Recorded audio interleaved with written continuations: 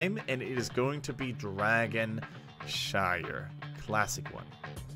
Apparently China just does not like SkyTemp. Just that is an interesting little quirk. I can't blame them, to be honest. I think right now, with so many teams getting better at the game and just a different meta approaching, I think Sky Temple can be a very punishing map if you fail early on. And what China likes to do more than any other region is team fighting. And what China doesn't want to do is running behind or running past heroes who are just kiting you because they have a temple advantage. So I can't really, you know, hate on their decisions too much there. That's true. I would have thought maybe Sunny Lion might have gone for it just due to how much Yustier likes to play the Dahaka, or at least how good he is. But either way, this is still apparently a good map for Sunny Lion as well. A 60% win rate compared to the 0% win rate of Beyond the Game. Alright, Beyond the Game. Have they taken a crack? And can Sunny Lion capitalize on that? Or was it just merely a setback? We're going to find out in a bit. First ban going over to BTG. Once again, most sensible strategy is just to ban something that isn't Maiev. Let your opponents ban Maiev, and they ban Jaina. That is a target ban if one was ever seen. But they know we can play Gul'dan, so a curious choice indeed. I mean, they can't afford to go for those cheeky bans because the opposing team is going to be forced to ban Maiev anyways. Hanzo goes over to Beyond the Game as a result. Now, as you pointed out, Tetra, I'm not sure if you should ban Jaina out of all people. He's got a splendid Gul'dan just displayed here. Yeah. And Gul'dan has the more game-changing heroic, I would definitely argue. So, not sure. Like, Sunny Lion will probably, just for the sake of favorites in general, pick up Gul'dan and probably Malf again. It worked well enough last time. Yeah. It really seems to me like Malfurion is the shining star of this series. Yeah. No matter who plays him is going to have so much value. We see Twilight Dream, we see Tranquility. I just realized they actually do have a lot. They have too many options here. If we go for just what they went for last time, Gul'dan and Malfurion would be fine, but that would leave Genji open to the enemy team, and they would get the both Shimada brothers. If they pick Genji, they're giving Hanzo over with Druid Super Loves. They go for none of them, and they just pick Greymane and ETC. The ETC, I love that choice. We've seen 619 be on it repeatedly, just every chance he gets. So, what do you do when someone's getting too comfortable and stuffy? You take it away. Yeah. On the other hand, I really want to see the Malfurion come in. Now, Druid probably is already making a call in team communications there. Greymane, though, it's so hard to say whether he should be highly prioritized or not at the moment. What is your take on that? I mean, he did get a couple of changes to his talents. He did get a couple of changes to his numbers altogether. Do you still think he's worth picking that early? Pun absolutely intended, he is beastly. He is still super strong. Yeah, you don't have the cocktail poke, but his damage output's still good. The cocktail still works, it still does damage, you can still stack it. Damage numbers a little bit lower. All it really does just means his other talents, which are already just 2-4% lower than the other ones, are more viable now, and that just makes him a different type of assassin that's still super effective. So we see the Malfurion as predicted. We see Tyrael here as well, basically complementing the slower healing style by Malfurion with strong shields. The Cassia ban makes a lot of sense as well. I mean, if you have Tyrael in there and Cassia, you're going to be so resilient to any physical damage provided by the Greymane, and the blinds can be very annoying as well. Just get rid of it before you want to face it. So now BTG, what do they ban here? Right now, there's not really any immediate issues to be dealt with. So banning a support, seeing as they already have one, probably an Uther, something that's going to empower the Greymane, would be very reasonable. I would like to see an Uther ban if Beyond the Game doesn't plan on picking Malthael this time. If you plan on picking Malthael, then maybe the Uther heal is a little bit too focused, a little bit too long cooldown to really handle the Tormented Souls, for example. Banning Stukov, though, on the other hand, is fine. I'm not sure how well experienced Sunny Lion's support player is with that hero, but they're scared of their own strategy, is what we basically see here. The ETC's an enemy team. We know what we can do with this, so we're going to try and ruin you. I mean, we've seen similar strategies and approaches in the previous set with Beyond the Game against Timeflow, when the Elrek was, you know, being traded in bans and picks all the time. So Gul'dan here, though, once again, the mage to rely on, and I can't blame them after the last astounding performance on Brax's Holdout. It was incredibly effective, so not surprising at all with Jaina gone as well. This is his second favorite hero, so very solid to see, and also very familiar. Yustia's Dahaka returns. So now we are in a cool situation here in which Sunny Line has grabbed both Dahaka and ETC. In the previous encounters, we've always seen a Dahaka being faced by an ETC who later then went for stage dive. This time they could go for the double global, or they could go for a plain good old mosh pit approach, because if you think about it, you know, on a narrow choke point here, which Dragonshire has plenty of, you can still make those big plays. However, there's a Twilight Dream, there's a Dragon's Era, there's a lot of easy to hit counters, if you will. So let's see if we're going to see the double global after all. We shall find out. BTG, what do you want? For starters, they do need a second damage dealer. We did see the Tassadar do okay, to be fair, with the Hanzo Tassadar comp. They lost the game, though. But it was okay. Yeah. Yeah, but it was reasonable. You can lose a game and still make a good play. But yeah, I agree. There are better options, but it is an option if they want to go for it. And their better options shall be Muradin and the Falstad. So there is that global.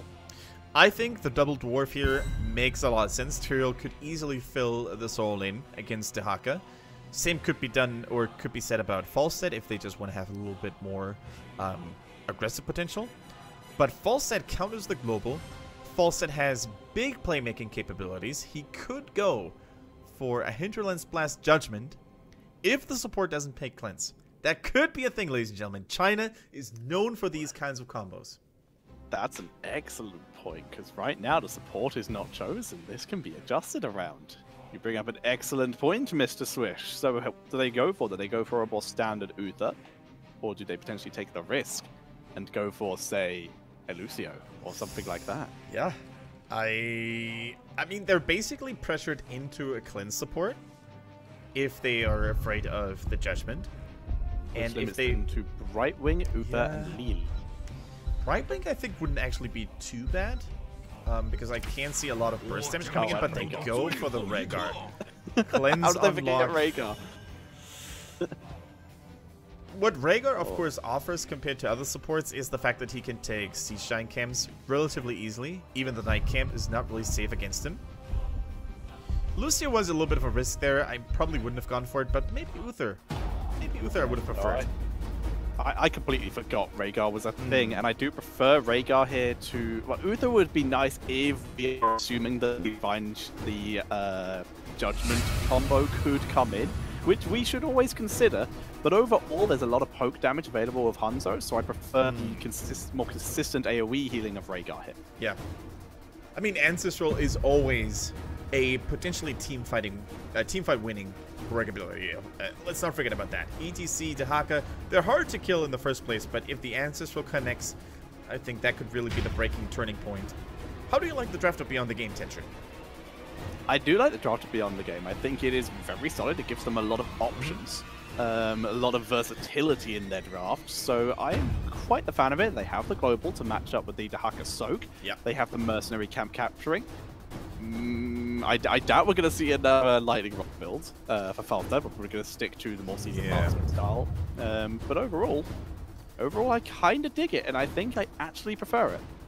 This time there's no Genji, there's no Illidan, there's no Alrek they need to take care of, so yeah, no crazy amount of protection is needed for the Falstad. So we're probably going to see a normal Season Marksman sustained DPS build, as you said. And I have to agree with you. I think Beyond the Game nailed this draft pretty hard. I think they have a strong combo. Let's see if they can make it all the way through, though, because they still have a match point available. But if Sunny Lion wins this one, all of a sudden we're sitting at a really tense draw, and the winner of the next game then would move on here. Sunny Lion with Pow on the Rhaegar, Jaina plays Gul'dan, Feepdi on Greymane, Seed plays ETC, and Yustia on his standard go-to hero on the Dahaka. And on the right, it is BTG, Druid on Malfurion, 619 on the JZ on Tyrael, LLK on Falstad, and Dancing is playing the Hanzo.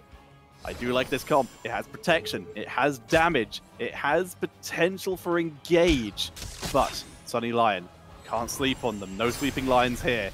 ETC, incredible playmaking ability. Gul'dan, incredible playmaking ability. Greymane, you drop low, you are going to die. This is a scary comp by Sunny Lion. The burden of execution is almost certainly on BTG here. Alright, wave clear of course is going to be a big question there as well. Gul'dan offers plenty of that.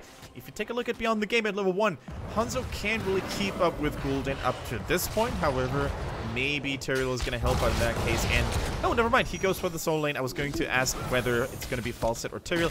I like the call on Tyrael because I think Falset and rotation offers a little bit more killing potential, offers more wave clear as a whole. So and he gets more stacks. And he gets more stacks this way. Exactly. Very true. As such, he is actually going to back up 2 towers, let his team help. Oh no, his team looks like they're just going to do the classic style right from the beginning of the season of the minute 1 bruiser camp. Both teams, in fact, going for this. Yeah, and of course the bruiser camps, no matter which bruiser camp you choose, they're always going to be threatening. But now the Knights with the anti-magic aura is just such an early game factor. It's going to be interesting to see how much both teams want to push with it, respectively. There he goes. HGC in a little bit of trouble. Was very lucky that Falstad actually joined them for taking that camp, because otherwise that raid would have almost certainly been successful. I think so too. Both shrines are now active. Tyrael trying to secure the top one, but Pao on the Rhaegar has a word to say about it. Now, a little unlucky there for Beyond the Game. If only the blue camp would have gone a little further, the towers would have actually helped clearing it, and it would have gone much easier this way. Now Furion and Rhaegar both healing up their mages on their bruiser camps, actually. Even if the same difference is Tyrael shield, baby. Able to keep his minion wave alive significantly longer. And as such, BTG take control of the lane after it was pushed up a little bit. Muradin rotating down to bot lane. He is alone, which and about to be versus either 3 or 4 though.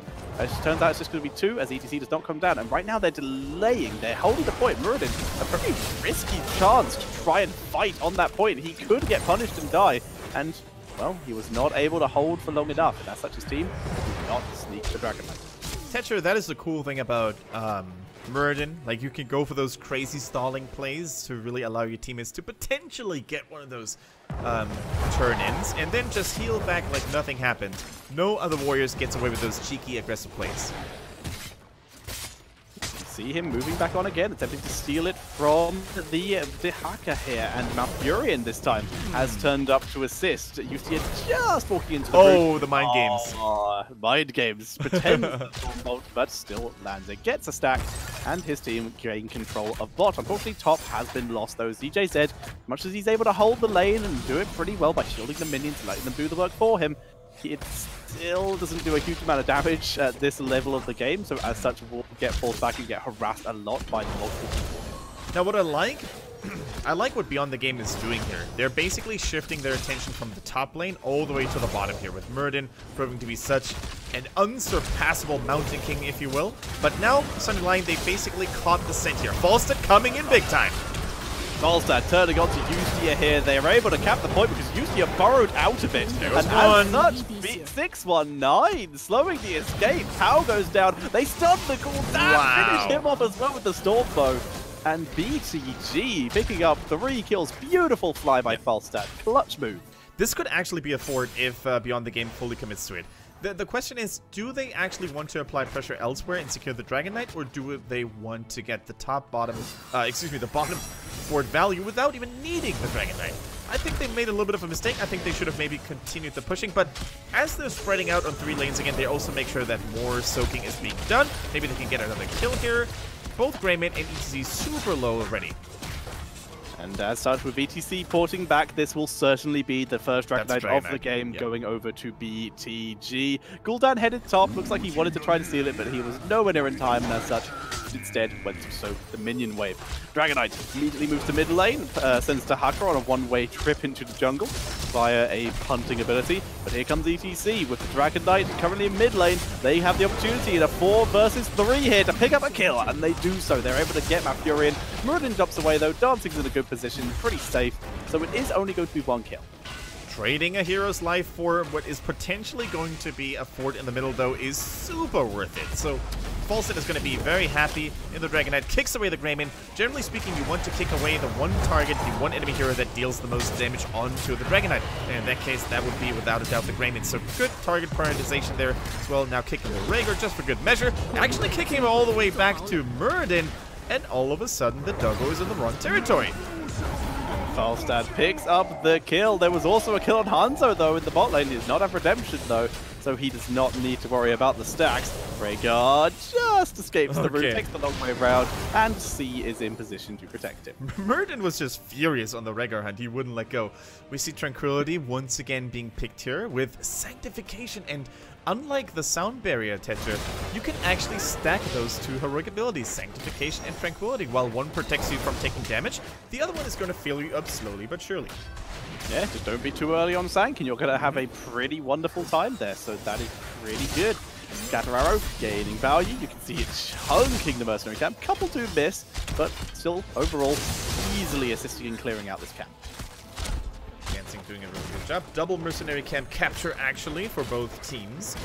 10, 11 is here now, but level 10 is just around the corner. And once we have those Horrifies, potentially game-changing Horrifies, it's going to be a completely different Sunny Lion.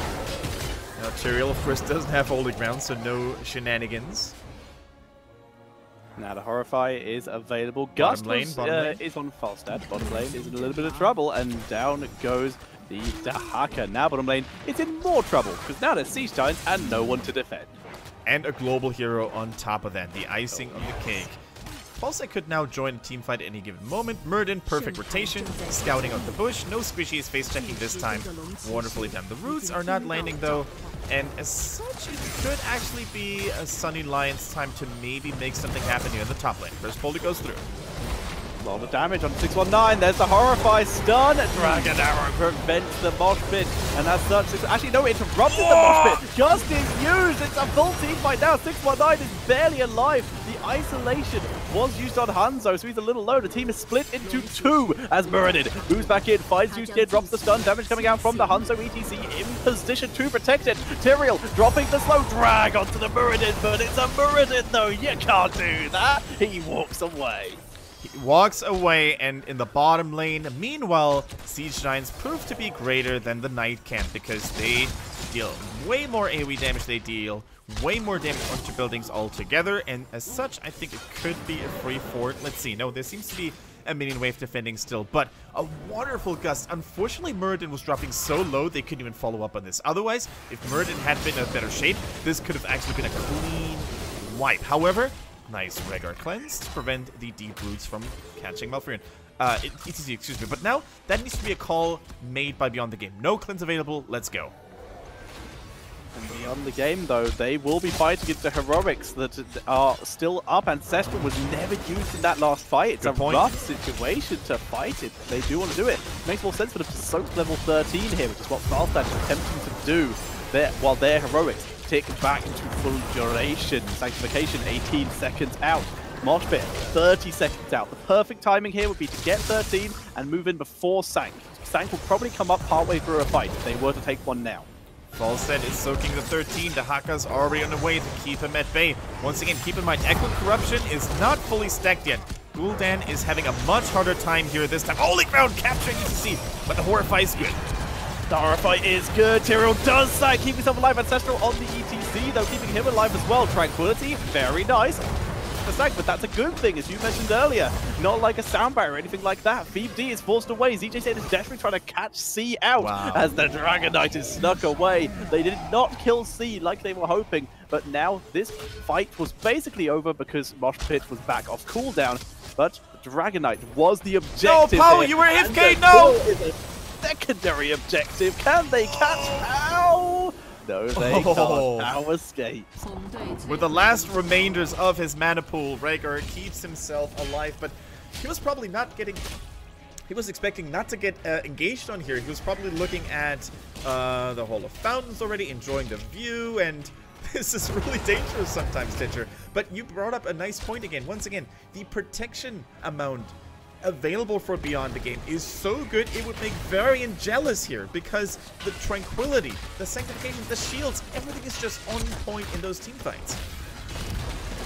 They're looking really good here as we see BTG punts away the EPC. Remember, EPC still has Mosh Drag, misses Yusti, a good gank attempt, but that speed from Tyrael threw him off a bit.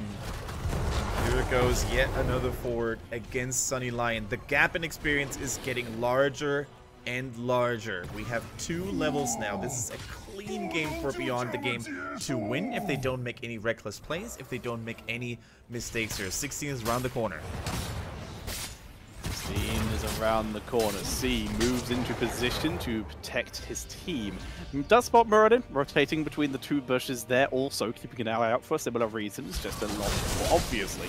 As we see BTG just grabbing the mercenaries as quick as possible. The idea is they are solidly ahead. They have, once again, no reason to fight. Mosh Pit's up, all the other heroics are up. No reason for them to fight, just soak level 16 and give themselves yet another advantage. Yeah, cool little trick here if you're Malfurion and you play Tranquility.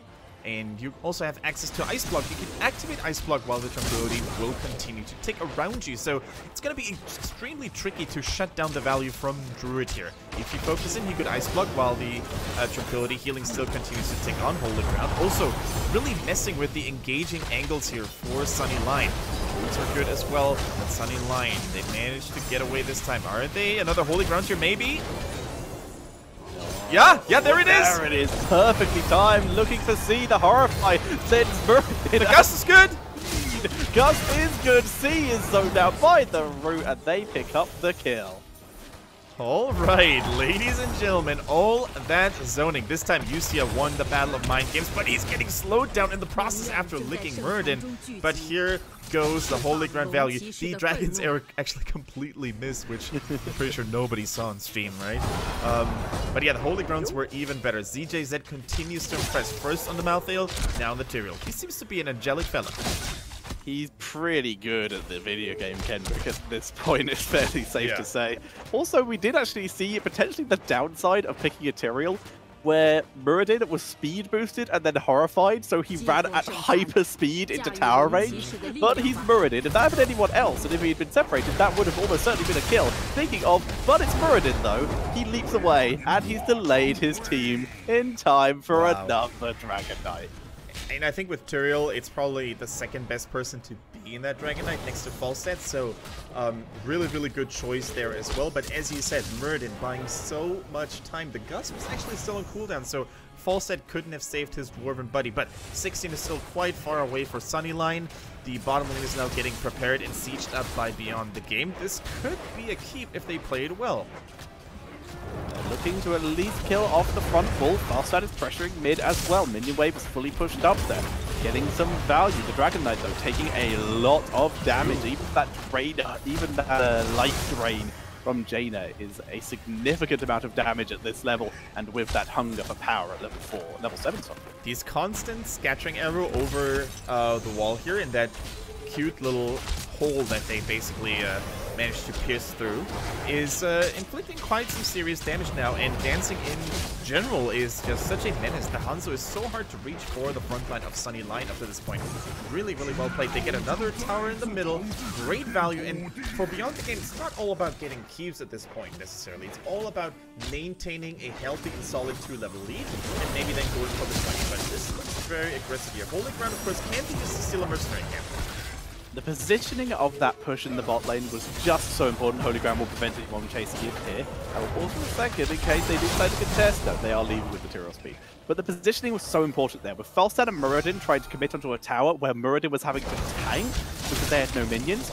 If the Dragon Knight had backed up and just stayed at range doing fire breaths like it had the entire time before, then they could have been turned on and killed. The fact is, though, because Tyrael moved in with that Dragon Knight and actually auto-attacked, even though it had very little health, and there was no way he would have been able to kill that without sanking after he came out of it and having his team push with him, it forced a reaction because you don't want to take too much damage on your keep to keep people in that bot lane and allow Falstad and Muradin to kill that tower. Now, Picture, we're going to have to take a closer look at Gul'dan and his next corruption, because I think Jaina is still not completed on his Echo Corruption, which is a big deal, actually. I can't stress enough how important it is for Gul'dan to have this Echo Corruption ready to amplify the damage and to maybe put Malfurion under a little bit more pressure. Now, the backports, Yusia is trying to interrupt them. The keep attack has commenced for Sunny Line. They're trying to use that short time window before level 20 tension. They're moving in for the aggressive play here, and Jaina is doing, there we go, there is a corruption. I don't think it stacked. I didn't see it return. So yeah, Jaina, a little bit of trouble, but they have managed to capture a keep there. That is an impressive offense that they just put on there with that bruiser camp. Murid looking to punish it, but nice face melt by C. I'm not exactly sure what Falstad was doing there. All he had to do was fly back in the bottom lane, gust them away, and that forward, or that keep, excuse me, could have been saved. Instead, he chilled in top lane for the most part. Maybe they're trying to get level 20, which is here now. Error's good, Orpheus whipped! But Muradin though, healing static, mosh pit is there, where is Gus? He doesn't even need it, now he does it though, forcing them into the top area. Down goes Rhaegar, turning it round. Jaina's in a pretty decent position though, able to drop the damage on the retreating as he retreats towards the enemy base here, but the route is still too good. With already Rhaegar down, there is no healer available. C is getting chased, where's the Holy Ground? Can't get him, C is too fast, and Justia has speed boosted to freedom. C will eventually fall here. They will catch him. He has nowhere to go. Justia will survive, but now they're not even going to get the Dragon Knight. They're just going to push in, grab a key, and then they can either try and go for the core or back up, get the Dragon Knight, and go for the core anyway. Yeah, I think that is definitely a good point. They can try to finish now, or as you said, if it turns out a little too close, they're gonna try to end the game after with the Dragon Knight. But no, 9 seconds on Gul'dan, no Horrify in here. Do we have a Gust? A Gust in 5 seconds. With a Wind Tunnel, we can actually prevent them from exiting the base altogether. Sanctification, the shields are good. When are we gonna see Falstad pull the trigger? Holding it for now, waiting for the max amount of people to be alive. There it is, separates them all out, even pushes Rhaegar into the route. They kill him for good measure. That is GG, BTG, in the 3-1 from position number 6. Are moving on to play against our 4th seed team. Start over again. That will be taking place tomorrow. Beyond the game, they did it. They won their second best of 5 of the day. Quite an astounding feat if you consider the slouch they have been finding themselves in over the last few months and weeks. But we don't want to take anything away from the Sunny Lions. They fought valiantly. If you consider the fact that they are a new and upcoming team qualifying for the very first time into HGC China, and considering the fact that they won't even have to go to the Crucible. They can basically stay there and maybe come back even stronger than before next season. They have kept themselves safe, and from a first season in HGC China, managing to not go to the Crucible and also perform really close games versus right now the team that is currently at minimum in 5th in the form of Beyond the Game. Really nice play by Sunny Lion. I am impressed. I can't wait to see them next season. Very true. Me too. I mean, Malfurion, though, we're going to have to talk about that hero. Winning, I think, every game in the series that he was chosen.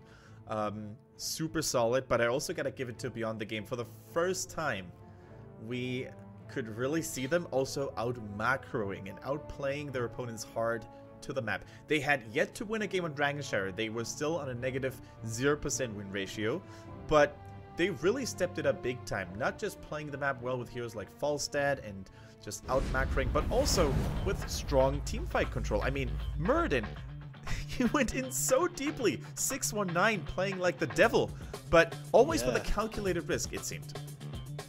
Yeah, and even in that one Horrify time, all it took was Hanzo for the protection. Didn't even need a sanctification.